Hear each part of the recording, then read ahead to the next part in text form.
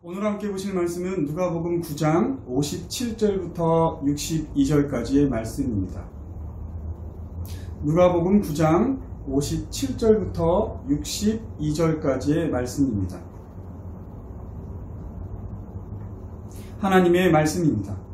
길 가실 때에 어떤 사람이 여짜오되 어디로 가시든지 나는 따르리이다. 예수께서 이르시되 여우도 굴이 있고 공중에 새도 집이 있으되 인자는 머리 둘 곳이 없도다 하시고, 또 다른 사람에게 나를 따르라 하시니 그가 이르되 나로 먼저 가서 내 아버지를 장사하게 허락하옵소서. 이르시되 죽은 자들로 자기의 죽은 자들을 장사하게 하고 너는 가서 하나님의 나라를 전파하라 하시고, 또 다른 사람이 이르되 주여 내가 주를 따르겠나이다마는 나로 먼저 내 가족을 작별하게 허락하소서. 예수께서 이르시되 손에 쟁기를 잡고 뒤를 돌아보는 자는 하나님의 나라에 합당하지 아니하니라 하시니라. 여러분, 오늘의 본문에는 예수님과 그를 따르려는 세 사람의 대화가 나옵니다. 이 세 대화는 한 가지 주제로 묶여 있습니다. 이른바 제자도라 불립니다. 이는 예수님의 제자가 되기에 합당한 자세를 말합니다. 누가복음 서두, 즉 누가복음 1장 3절에서 밝히듯이 예수님의 사역을 비교적 시간적 순서에 따라 기술했습니다. 하지만 때로 주제에 따라 사건을 묶어서 소개하기도 했습니다. 오늘 본문과 같은 내용을 마태는 마태복음 8장에서 소개하고 있는데, 마태는 베드로의 장모의 열병을 고치신 사건과 가다라 지방으로 가시기 위해 밤에 바다를 건너다 바람과 파도로 위태했던 사건 사이에 이 이야기를 소개하고 있습니다. 전에도 한번 말씀드렸듯이 2000년 전 예수님이 활동하시던 시대에는 시간의 개념이 지금과 달랐고, 그 당시에는 역사를 기술할 때에도 시간적 순서를 항상 지키는 것이 아니었습니다. 그런즉 이 세 사람이 같은 시간대에 순서대로 예수님과 대화를 나눈 것으로 볼 수는 없습니다. 이 세 사람은 각기 다른 상황에서 예수님과 대화를 나눴습니다. 하지만 누가는 이를 같은 주제로 묶어서 소개를 하고 있습니다. 그리고 원래 성경이 장과 절이 없었던 것을 생각하면 이 이야기는 10장에 나오는 70인의 제자를 파송하는 사건과 관련지어 생각해 볼 수도 있습니다. 한편으로는 우리가 지난주 본문을 누가복음의 맥락에서 살펴보았는데, 오늘 본문도 그러한 맥락에서 이해할 수도 있습니다. 누가는 지금 그땐 그랬지라는 관점에서 이야기를 이끌어가고 있는 것입니다. 누가는 자신을 포함한 제자들이 예수님의 특별한 12명의 제자, 즉 사도로 부름을 받았다고 기록하고 있습니다. 그들은 예수님께서 갈릴리에서 사역을 하실 때 동행했습니다. 예수님께서 무리를 향해 하시는 말씀을 들었고, 때론 따로 그 말씀에 의미하는 바를 더 자세히 사적인 장소에서 들었습니다. 더불어 예수님께서 수많은 이적을 행하시는 것을 보았습니다. 제자들은 예수님은 참으로 이스라엘의 랍비이며 랍비 중에서도 선지자급에 해당하였으며 선지자 중에서도 메시아적 선지자였으며 그냥 선지자가 아니라 하나님의 아들이시라는 것을 점차 알게 되었습니다. 이러한 예수님의 정체성에 대하여 베드로가 그 유명한 고백을 하게 된 것입니다. 그런데 그 후 예수님은 자신이 예루살렘에서 고난을 받아 죽으실 것과 또한 다시 살아날 것을 말씀하셨는데, 제자들은 이 말씀을 듣던 그 당시에는 그 말씀이 무슨 말씀인지 전혀 알지 못했습니다. 그리고 이제 예루살렘으로의 여정이 시작된 것입니다. 예수님의 말씀을 전혀 이해하지 못했기 때문에 제자들은 예수님께서 예루살렘에 가셔서 갈릴리에서 행하시던 일들을 똑같이 행할 것이고, 그러면 갈릴리 사람들이 그러했던 것처럼 예루살렘과 온 유대가 예수님을 왕으로 삼을 것이라고만 생각했습니다. 그래서 그들은 그때 자신들이 누릴 영화를 생각하며 부푼 꿈을 가졌고, 이에 누가 높은 자리에 앉을까 생각하게 되었던 것입니다. 누가는 이렇게 예수님의 사역과 그분의 사역을 소개하면서 더불어 그땐 그랬지의 관점에서 자신을 포함한 제자들의 한계를 여실없이 보여주고 있습니다. 예수님께서 이 땅에 오신 참된 이유를 알지 못했고, 그래서 예수님을 따른다는 의미도 전혀 알지 못했던 제자들의 모습을 보여주고 있습니다. 예루살렘으로 올라가 다들 한 자리씩 하게 될 것으로만 생각했던 자신들의 모습, 그리고 특별히 12사도로 부름을 받은 자신들에 대한 특권 의식으로 인해 자신들의 무리에 속하지 않은 자가 예수님의 이름으로 귀신을 내쫓는 것을 못마땅히 여기는 모습, 그리고 이스라엘 참으로 오신 예수님, 그리고 이스라엘의 참 왕으로 오신 예수님을 배척한 사마리아에 대한 분노하는 모습 등을 누가는 회상하며 그 이야기들을 우리에게 들려주었습니다. 그리고 더불어 이러한 이야기의 연장선에서 오늘의 본문을 들려주고 있습니다. 그런데 이 이야기는 12명의 사도와 관련이 있다기보다는 70인의 제자들과 관련이 있습니다.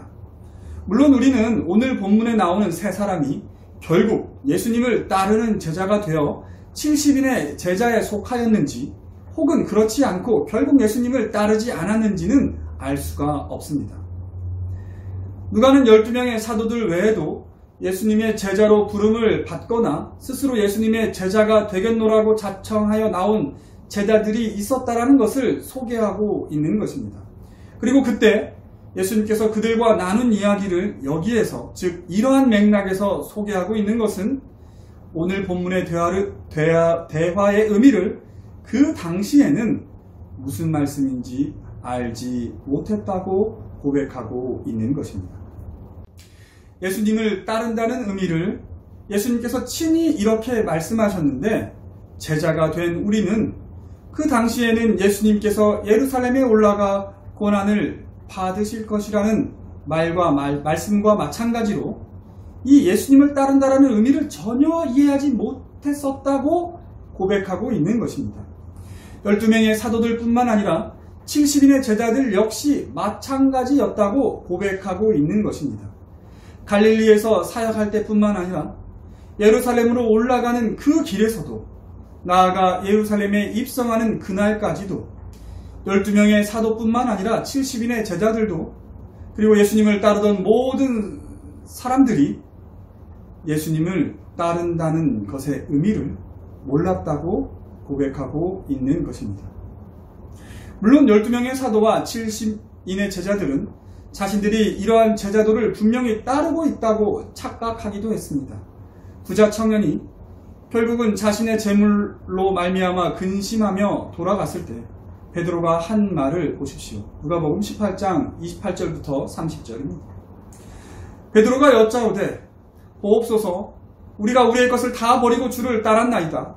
이르시되 내가 진실로 너희에게 이르노니 하나님의 나라를 위하여 집이나 아내나 형제나 부모나 자녀를 버리는 자는 현세의 여러 배를 받고 내세의 영생을 받지 못할 자가 없느니라 하시니라. 베드로는 적어도 자신을 비롯한 제자들은 모든 것을 버리고 예수님을 따르고 있다고 생각했습니다. 그러나 베드로의 이러한 고백을 비웃기라도 하듯이 이어지는 말씀은 또다시 예수님께서 예루살렘에 올라가 고난을 받으실 것이라는 말씀이었고, 제자들은 이 말씀을 전혀 알지 못했었다고 누가는 기록하고 있습니다. 누가복음 18장 31절부터 34절입니다. 방금 읽었던 말씀에 바로 이어지는 말씀입니다. 예수께서 12제자를 데리시고 이르시되 보라, 우리가 예루살렘으로 올라가노니 선지자들을 통하여 기록된 모든 것이 인자에게 응하리라. 인자가 이방인들에게 넘겨져 희롱을 당하고 응욕을 당하고 침뱉음을 당하겠으며 그들은 채찍질하고 그를 죽일 것이나 그는 3일 만에 살아나리라 하시되, 제자들이 이것을 하나도 깨닫지 못하였으니 그 말씀이 감추었으므로 그들이 그 이르신 바를 알지 못하였더라. 누가는 이렇듯 계속해서 제자들이 스스로 선줄로 생각할 때마다 그렇지 않았다라는 것을 바로 보여주고 있습니다. 누가복음의 구조가 이렇습니다. 누가복음뿐만이 아니라 성경 전체가 그렇습니다. 성경은 끊임없이 우리가 스스로 선줄로 생각할 때마다 그렇지 않다라는 것을 반복적으로 보여줍니다. 이는 우리의 구원뿐만 아니라 우리의 제자도나 우리의 성화가 다 이러하다라는 것을 보여줍니다. 우리 중 누구도 스스로 선줄로 생각할 수 없습니다. 오직 하나님께서 성령을 통해 우리를 부르시고 우리를 의롭게 하시고 우리를 거룩하게 하시고 우리가 제자의 길을 걷게 하십니다. 결국 우리에게 있는 어떤 선한 것도 우리는 자랑할 수 없게 됩니다. 모든 것을 오직 은혜로 여기며 감사하게 됩니다. 바울이 그랬습니다. 바울은 고린도후서 11장 12장에서 자신이 예수님의 제자가 되어 그 길을 따르며 받은 고난을 말합니다. 누구보다 더 많은 사람에게 복음을 전파하였고 누구보다 표적과 기사를 많이 행하였고 누구보다 더 수고하였고 누구보다 더 고난을 받았으나 그는 도리어 자신이 자랑할 것은 그리스도밖에 없으며 오히려 자기 자신에 대하여서 말하자면 자신이 여러 계시를 받은 것이 지극히 크기 때문에 이것으로 스스로 자만하지 않게 하시려고 자신의 육체에 가시를 주셨으니 이러한 자신의 능력이 약한 것을 자랑하여 거꾸로 그리스도의 능력만이 자랑이 되게 하셨다고 고백합니다. 누가가 이러한 부끄러운 고백을 여지없이 할 수 있는 것은 예수님께서 부활 승천하신 후 성령님께서 그들 각 사람 위에 내려와 함께 하게 되었기에 이 글을 쓰고 있는 당시에는 모든 제자들이 참 제자도의 길을 걷고 있었기 때문입니다. 이렇게 누가는 예수님의 가르침과 행적을 우리에게 들려주면서 한편으로는 자신들의 이야기를 함께 들려주고 있습니다. 이는 이 들려주는 이야기가 성경을 읽는 우리를 위한 글이기 때문입니다. 그런즉 오늘 본문에 나오는 세 사람이 70인의 제자가 되었는지 그렇지 않은지는 전혀 중요하지 않습니다. 오늘 본문은 나중에라도 참 제자의 길을 걷게 된 누가 사도가 우리에게 예수님의 제자가 되어 따를 준비가 되었는가를 묻고 있는 것입니다. 오늘 본문이 말하는 제자의 길은 무엇입니까? 과연 우리가 모든 것을 버리고 예수님을 따라야 한다는 말씀일까요? 예수님께서 머리 둘 곳이 없으셨던 것과 마찬가지로 우리도 우리의 집과 전토를 버리고 예수님을 따라야만 그 경우에만 예수님의 제자라 불릴 수 있다라는 그런 말씀일까요? 실제로 그렇게 해석하고 모든 재산을 팔아 가난한 사람들에게 나누어 주고 머리 둘 곳 없이 지냈던 수도사들이 있습니다. 또한 예수님은 부모에 대한 의무를 저버리고 장사조차 치르지 못하도록 한 것일까요? 혹은 엘리사도 가족들에게 작별을 하고 엘리야를 쫓았습니다. 그런데 예수님을 따른다는 것은 그것조차 허용이 되지 않는다라는 것을 오늘 본문은 말하고 있는 것일까요? 즉 오늘 본문의 말씀을 문자 그대로 해석하고 따르는 것이 참된 제자의 길이며 그렇게 하지 못하는 것은 제자의 길에서 벗어난 것일까요?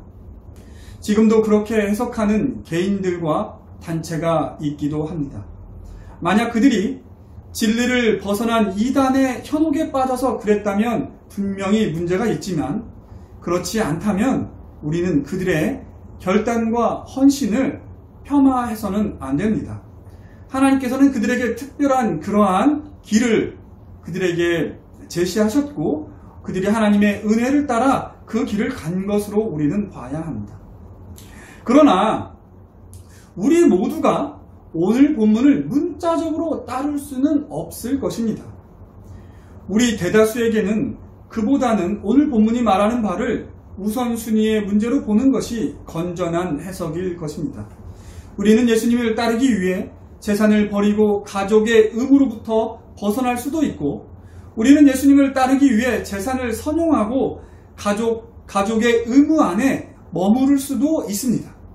중요한 것은 예수님을 따르는 것이고 이를 위해서 때로는 우리가 소중하게 생각하는 것을 내려놓거나 후순위에 둘 수 있어야 한다라는 것입니다. 그렇게 오늘 본문은 우리에게 예수님을 따라 사는 삶, 즉 하나님의 나라와 그의 의를 구하는 것을 우리의 가장 중요한 관심사로 두게 하며 우리 인생에서 가장 가치 있는 일로 여기게 하며 가장 먼저 염두에 두도록 합니다. 나아가 그 안에서 우리의 삶 전체를 새로이 조명하여 보도록 합니다. 우리가 하루하루 일용할 양식을 위해 살아가는 그 현장 안에서 우리가 어떤 신앙의 모습으로 있어야 하는지를 생각하도록 합니다. 우리가 우리에게 속한 가정과 사회에서의 의무를 행하는 그 현장 안에서 우리가 어떤 신앙의 모습으로 있어야 하는지를 생각해 보도록 합니다. 그리고 나아가 이 모든 일은 오직 성령의 인도하심을 따를 때에만 가능하며 그러한 인도하심을 받는 것은 우리의 선함 때문이 아니며 오직 하나님의 선하심으로 인한 은혜임을 기억하여 감사하도록 합니다. 그러므로 바울의 모범을 따라 우리가 이 모든 선한 일에 성령에 순종하여 선한 열매를 맺을 때에도 우리는 오직 예수 그리스도만을 자랑할 뿐입니다. 그리고 이러한 모든 일로 인하여 때로 칭찬이 아니라 오히려 고난을 받을 때가 있을 것인데 그것이야말로 진정한 의미의 십자가를 지고 예수님을 따르는 것이니 고난 중에서도 기뻐하며 감사할 수 있는 것입니다. 그렇게 참된 제자의 길을 걷는 사람은 다음과 같이 고백하게 됩니다. 로마서 14장 7절에서 8절입니다. 우리 중에 누구든지 자기를 위하여 사는 자가 없고 자기를 위하여 죽는 자도 없도다. 우리가 살아도 주를 위하여 살고 죽어도 주를 위하여 죽나니 그러므로 사나 죽으나 우리가 주의 것이로다. 아멘. 기도하겠습니다. 사랑이 많으신 하나님, 오늘의 본문도 누가는 우리에게 제자들의 한계적 모습을 보여주는 형태로 들려주고 있습니다. 즉 예수님을 따른다라는 것에 대해서 제자들이 그때에는 그 뜻을 제대로 알지 못하였다라는 것입니다. 우리도 그렇습니다. 우리도 지금은 예수님을 따른다라는 것이 무엇인지 제대로 분별하지 못하는 자와 같습니다. 하나님, 그러나 말씀을 듣고 또한 성령이 함께 하셔서 말씀에 감동이 되게 하시고 그 말씀으로 삶을 살아가게 하실 때에 우리가 조금씩 제자도의 길을 걸을 수 있을 거라 생각합니다. 하나님, 예수님의 고난의 십자가를 따라 지고 가는 그러한 자리까지도 우리에게 허락된다면 기쁜 마음으로 그 길을 갈 수 있는 우리 모든 청년들 될 수 있도록 인도하여 주시옵소서. 모든 것을 예수님의 이름으로 기도드립니다. 아멘.